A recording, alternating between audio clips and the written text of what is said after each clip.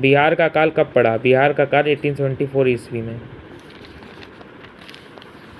मेरा उद्देश्य करों को हटाना तथा अनावश्यक वैधानिक कार्यवाही को बंद करना था। निम्न में यह कथन किसका है? तो लॉर्ड नॉर्थब्रुक का।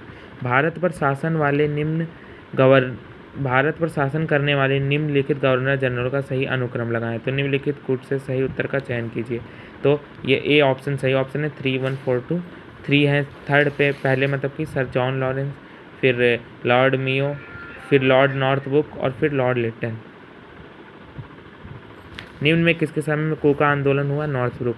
निम्न में बिहार का अकाल किसके कार्यकाल में पड़ा? Lord Northbrook. Prince of Wales Edward तृतीय की भारत यात्रा कब संपन्न हुई? 1875 ईस्वी में। सुएज नहर की स्थापना किसके शासनकाल में हुई? Lord Northbrook. सुएज नहर खुल जाने से किन देशों के बीच व्यापार में वृद्धि हुई? तो भारत और ब्रिटेन। निम्न में कोका आंदोलन कहाँ पर हुआ? Punjab. Mohammedan Anglo oriental college की स्थापना किसके द्वारा हुआ था? तो सैयद अहमद खां। मोहम्मदन एंग्लो ओरिएंटल कॉलेज की स्थापना कब हुई थी? तो 1875 ईस्वी में। निम्न में किसकी सरकार द्वारा सामान्य सेवा भर्ती अधिनियम पारित किया गया? तो वो था कैनिंग की सरकार। अब आएंगे यूनिट 2 लिटन आंतरिक प्रशासन। लॉर्ड लिटन 1876 से 1880। 1876 ईस्वी में लॉर्ड नॉर्थब्रुक के पश्चात लॉर्ड लिटन भारत का वायसराय बनकर हिंदुस्तान आया। वह डिजरेल की रूढ़िवादी सरकार द्वारा मनोनीत किया गया था। वह भी डिजरेल की तरह अग्रगामी नीति का पक्षधर था। उसका शासनकाल आंतरिक सुधारों एवं मध्य एशियाई नीति के लिए विशेष रूप से उल्लेखनीय था। लिटन की गृह नीति। लिटन का शासन भारत में आंतरिक सुधारों के लिए महत्वपूर्ण है। उसने आर्थिक, शैक्षणिक एवं प्रशासनिक क्षेत्रों में महत्वपूर्ण सुधार किए। 1876 से 1878 का अकाल लिटन को भारत आते ही भीषण अकाल से पैदा की गई भयंकर स्थिति से निपटना था।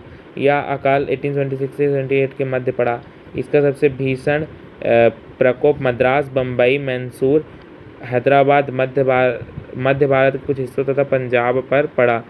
करीब 25 लाख एकड़ भूमि सूखी के चपेट में आ गई। अकाल का प्रभाव करीब 5 करोड़ जनता पर पड़ा। इस भीषण अकाल में लाखों व्यक्ति मृत्यु के ग्रास बने। अनेक गांव एवं बस्तियां उजड़ गईं।